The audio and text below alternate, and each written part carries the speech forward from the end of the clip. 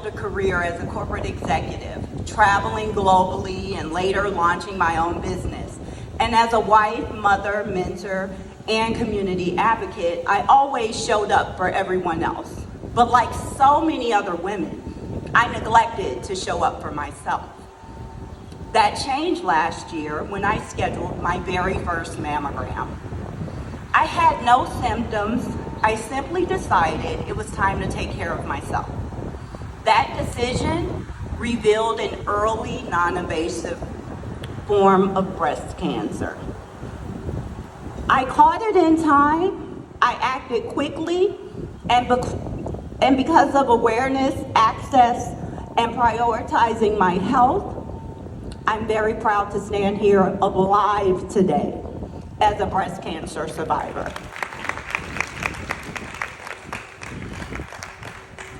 Now, I say that with deep gratitude because early detection is what saved my life. But my story doesn't end with me. In 1989, my mother was in a horrific car accident. Her vehicle was struck by a train. The force of the collision hurtled her from the car and onto the pavement. She suffered a traumatic brain injury and slipped into a coma that lasted for months. By all odds, she shouldn't have survived, but somehow she did. She fought her way back, slowly, painfully, miraculously. And years later, while resting in the home of her safety, she became the victim of a brutal and senseless act of violence. While she was asleep in her bed, she was shot in the chest with a shotgun. She had a collapsed lung, and the metal pellets migrated to her brain, giving her another traumatic brain injury. While doctors treated those wounds, they discovered breast cancer. One woman, 2 brain injuries, and a collapsed lung. A bullet lodged in her brain, and still she rose.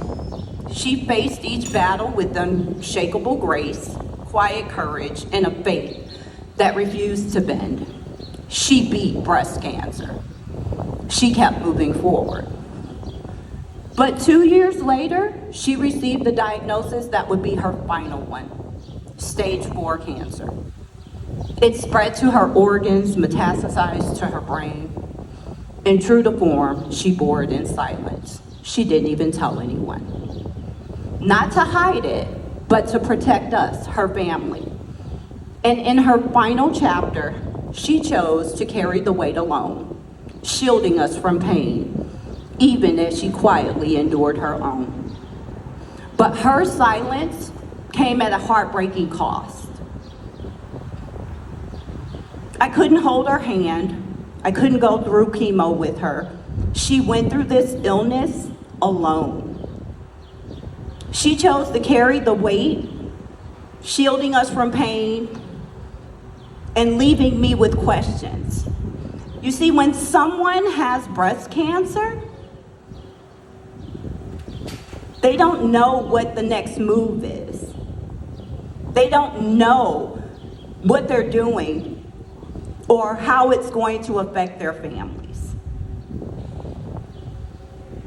Oh, I'm sorry, guys. This thing is jumping. My apologies.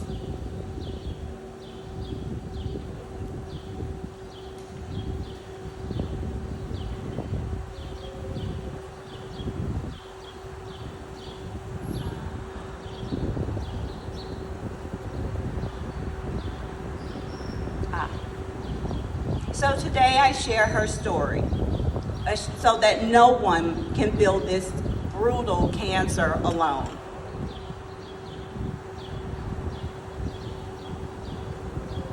It's still jumping.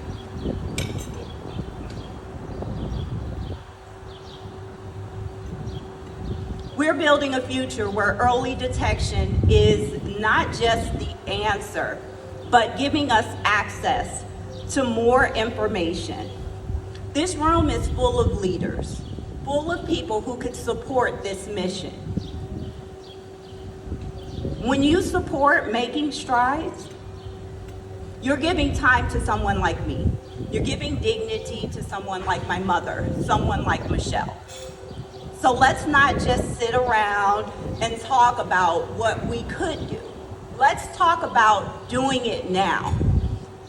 Scan the QR code. Let's register. Register for a team. Register to sign up to do more. Let's all join in on the movement of making strides against breast cancer. And let's show people what Broward County can actually do.